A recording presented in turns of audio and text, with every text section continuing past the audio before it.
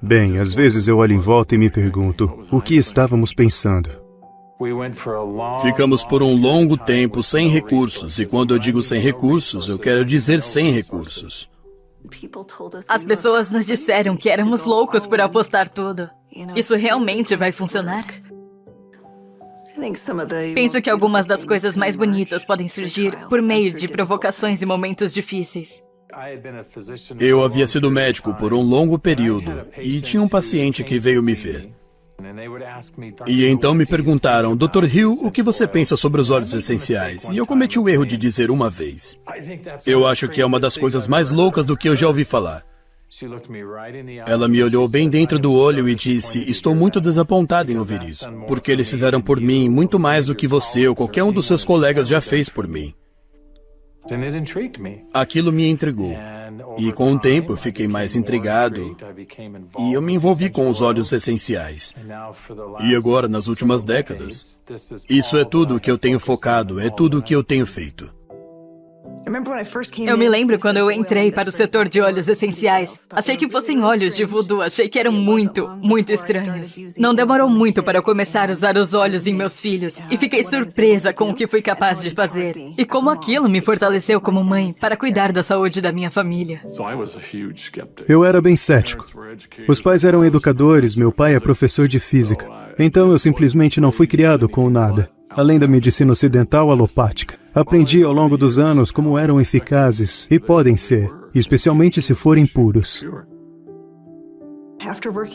Depois de trabalhar 10 anos no ramo de óleos essenciais, me vi saindo devido à minha integridade, porque eu sabia que os óleos essenciais tinham que ser puros.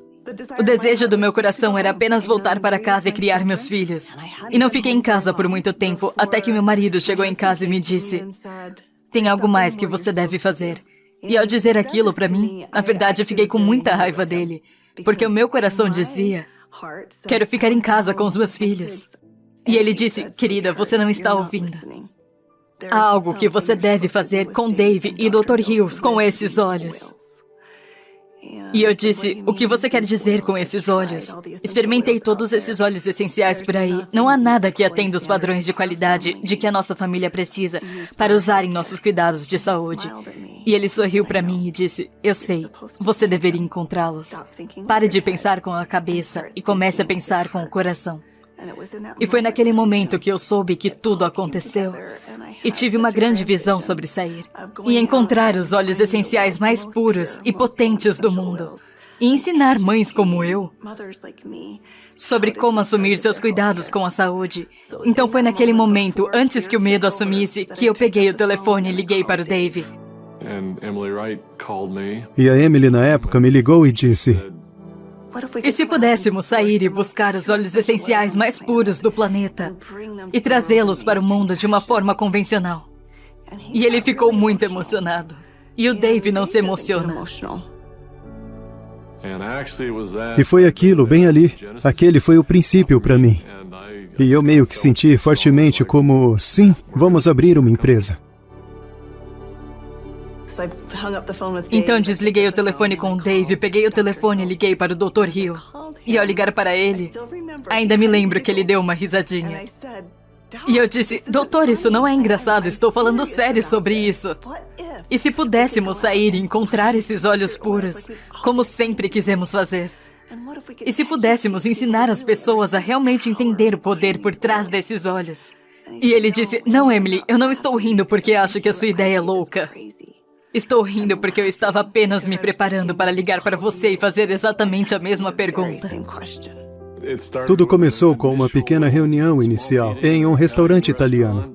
Em um restaurante italiano, no canto mais distante, nos reunimos por 5 horas e meia. Até que finalmente nos chutaram para fora do restaurante porque não estávamos mais comprando comida. E começamos a sonhar. Nos encontrávamos em qualquer lugar que pudesse ter um espaço para nos reunir. Foram em lugares estranhos. E claro, o piso inferior da biblioteca de Oren foi um deles. Até ficarmos muito barulhentos. E eles finalmente nos chutaram para fora da biblioteca. Às vezes era no porão de nossas casas. Eu me lembro de não dizer aos meus filhos que eu estava desempregado e começando uma coisa nova.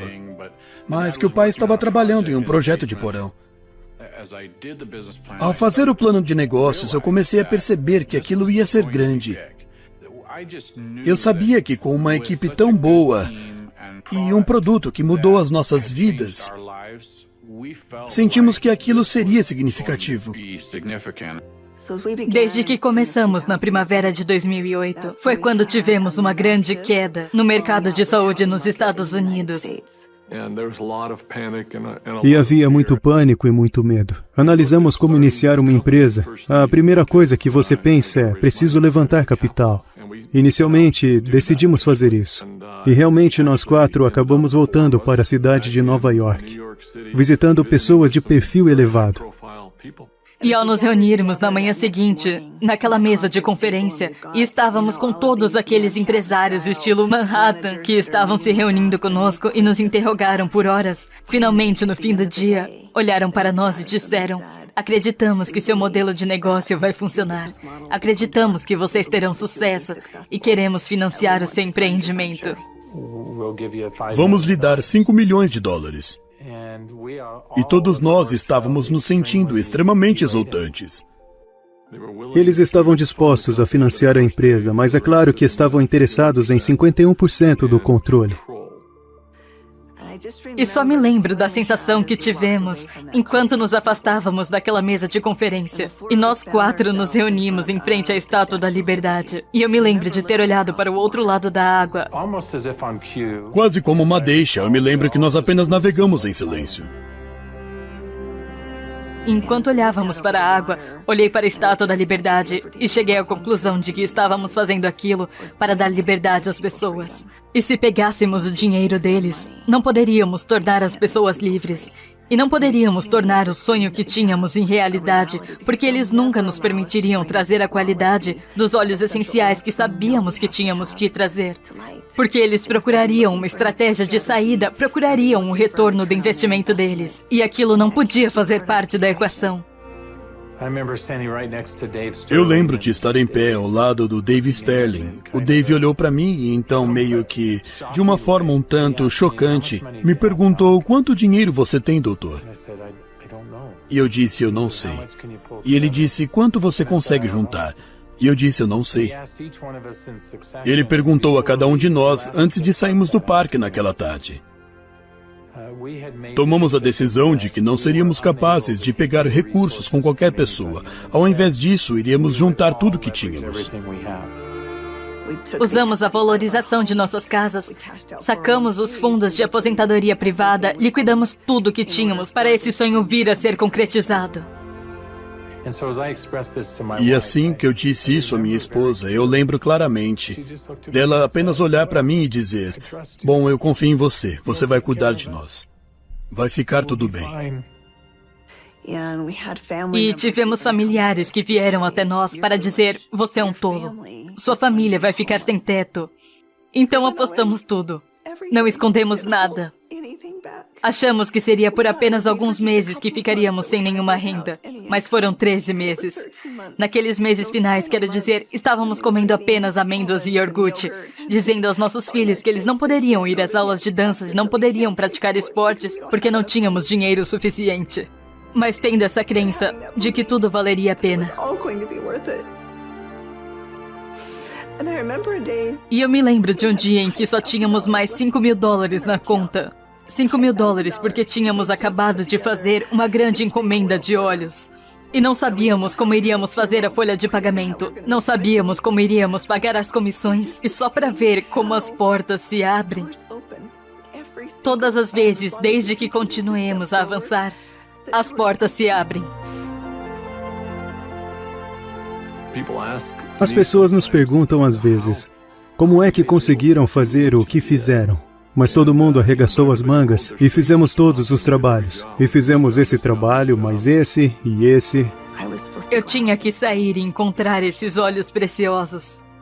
E então comecei a ligar para as pessoas e cada pessoa dizia: claro, nossos óleos são 100% puros. E foi quando eu percebi que quase todos os óleos essenciais que estão esgotados são vendidos por meio de intermediários. Esses intermediários eram pessoas muito inteligentes e frequentemente com laboratórios muito sofisticados. E o mercado de óleos quase sempre se alterava. A maioria não era pura.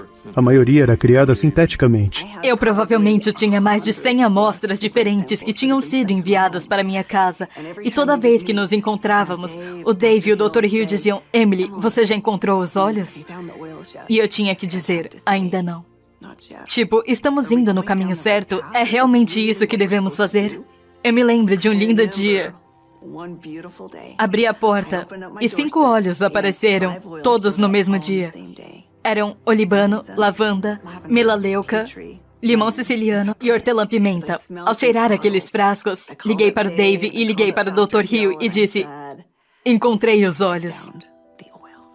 Eles disseram: não se atreva a abri-los até que estejamos todos juntos. Sabíamos que aqueles olhos eram absolutamente puros e aquilo nos deu confiança suficiente, apenas fé o suficiente para continuar avançando. Lembro-me daquela primeira discussão que tivemos.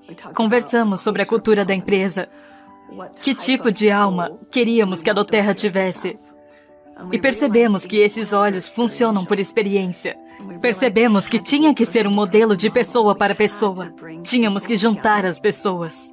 Precisamos ter uma cultura de retribuir. Temos que ter uma cultura de cuidado. De braços dados com as pessoas que estão colocando as sementes no solo, que estão colhendo esses produtos, e garantir que suas necessidades sejam atendidas. Atualmente, quando olho para trás com a doTERRA, é algo avassalador para mim. Ver o impacto que ela trouxe para o mundo todo.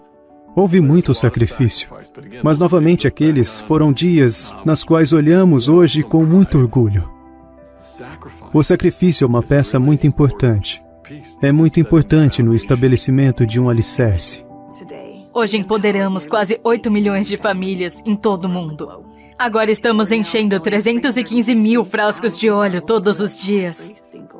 Só de pensar sobre isso nessa escala simplesmente aquece meu coração. Sabendo que cada frasco está mudando a vida de alguém, em ambos os lados do frasco.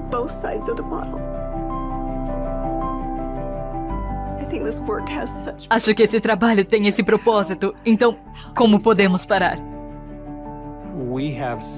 Temos mudado sozinhos a aceitação dos óleos essenciais na ciência e na medicina.